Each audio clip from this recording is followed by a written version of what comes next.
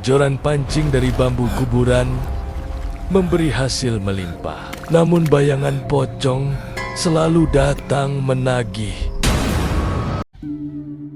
Di sebuah desa kecil di pinggiran hutan, hiduplah seorang lelaki bernama Tarman, pemancing ulung yang setiap hari mencari ikan di sungai untuk dijual ke pasar. Namun, akhir-akhir ini hasil tangkapannya makin sedikit. Tak peduli pagi, siang, atau sore, jarang sekali ia pulang dengan ember penuh. Suatu sore, ketika menghadiri pemakaman seorang warga desa, Tarman melihat sebatang bambu panjang digunakan sebagai penutup sementara liang kubur. Setelah prosesi selesai, bambu itu dibiarkan tergeletak di samping tanah merah yang masih basah. Entah dorongan apa yang merasukinya, Tarman mengambil bambu itu diam-diam. Bambu tua ini cocok untuk joran pancing, gumamnya. Orang-orang desa menatap aneh ketika Tarman pulang sambil memikul bambu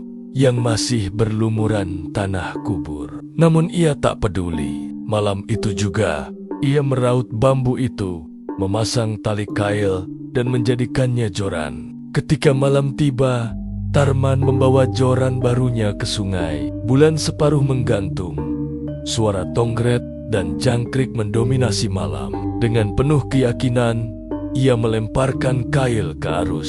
Tak lama, tarikan keras membuatnya terkejut. Seekor ikan besar menggelepar di ujung kail. Tak hanya sekali, hampir setiap lemparan kailnya selalu membawa pulang tangkapan. Malam itu, ember Tarman penuh. Belum pernah ia mendapatkan hasil sebanyak itu dalam semalam. Keesokan harinya, ia menjual ikan-ikan itu di pasar dengan harga bagus.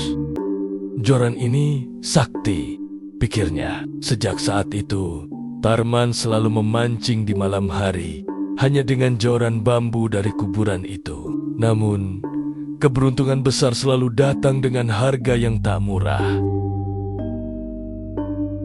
Malam berikutnya, saat Tarman duduk di tepi sungai, ia mulai merasa ada yang tak beres. Angin dingin berembus, kabut tipis turun menutupi air sungai.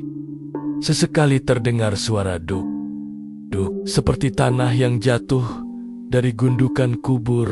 Tarman menoleh ke belakang. Dari kejauhan, di antara pepohonan bambu, ia melihat sesuatu yang putih bergerak pelan. Semula ia mengira kain jemuran, tapi kain itu tegak berdiri, lalu meloncat-loncat ke arahnya. Pocong. Tarman tercekat, tubuhnya kaku. Namun anehnya, joran di tangannya bergetar keras. Saat ia angkat, seekor ikan besar kembali terjerat kail. Pocong itu mendekat, tapi berhenti tepat di pinggir sungai, seolah terhalang arus air. Ia menatap Tarman dengan wajah hitam berlubang, lalu lenyap ditelan kabut.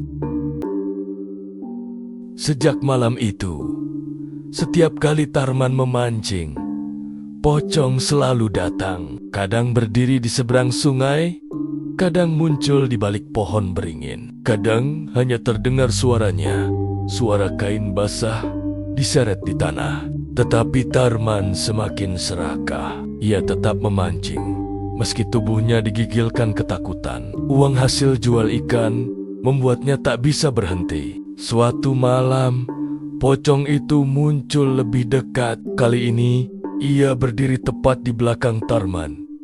Bayangannya jatuh ke atas air sungai. Tarman merasakan napas dingin di tengkuknya, dan ketika ia menoleh, wajah pocong itu hanya sejengkal dari wajahnya. Mulutnya ternganga.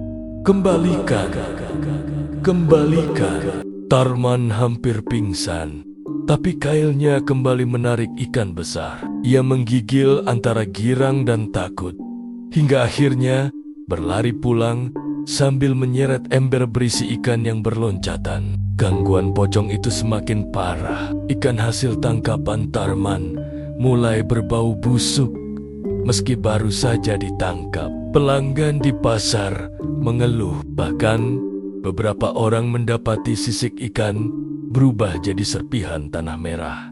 Suatu malam, Tarman memutuskan berhenti memancing. Ia simpan joran bambu itu di gudang. Tapi saat ia tidur, terdengar suara duk, duk dari dalam rumah.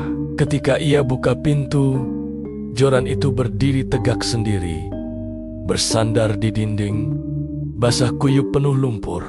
Dan di sampingnya, pocong itu berdiri diam. Esok paginya, warga desa menemukan rumah Tarman kosong. Ember berisi ikan membusuk tergeletak di dapur.